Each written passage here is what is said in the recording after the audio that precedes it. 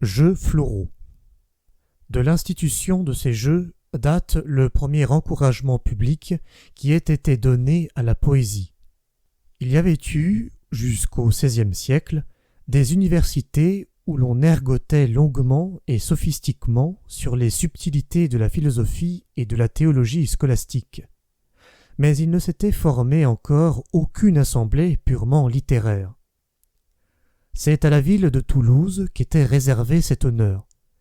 Dans ce pays du Midi où la poésie romane a exercé tant d'influence sur le Moyen-Âge, 7 Toulousains se réunirent dans un jardin, aux portes de la ville, pour s'occuper de poésie.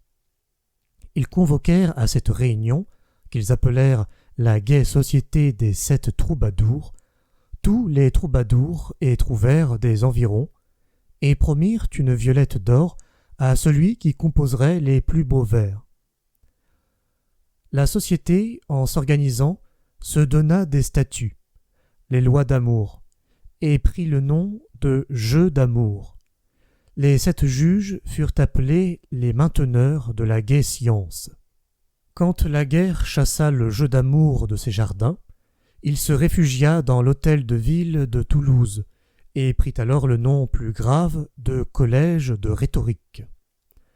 Cette société, qui datait de 1323, s'était accrue peu à peu, et en 1355, elle créait 2 nouveaux prix, l'églantine d'or, fleur de Lancolie, et le souci d'argent.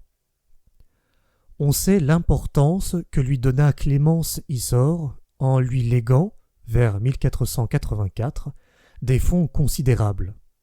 En 1684, Louis XIV érigea la société en Académie des Jeux floraux et lui donna des règlements particuliers.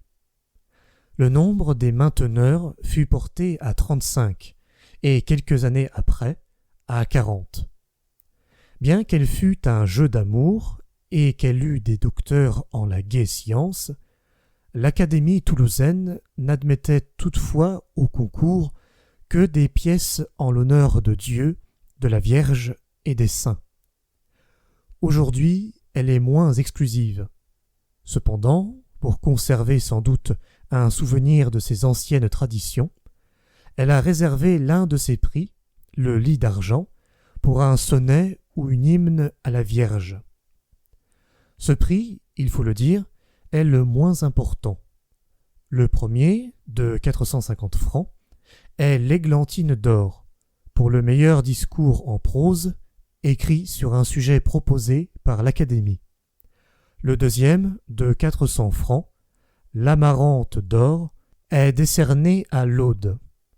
La violette d'argent, de 250 francs, au poème, et le souci d'argent, de 200 francs, à l'idylle ou à l'élégie. Le dernier prix, de 60 francs, est le lys d'argent. La distribution de ces prix, qu'on appelle la fête des fleurs, a lieu tous les ans le 3 mai. L'un des mainteneurs prononce, dans cette séance, l'éloge de Clémence Isor. Quand un lauréat, s'il est permis d'employer cette expression à propos d'églantine, de violette et d'amarante, a obtenu 3 fleurs à 3 concours différents, et que l'une est le prix de l'Aude ou du discours, il est déclaré maître des jeux floraux.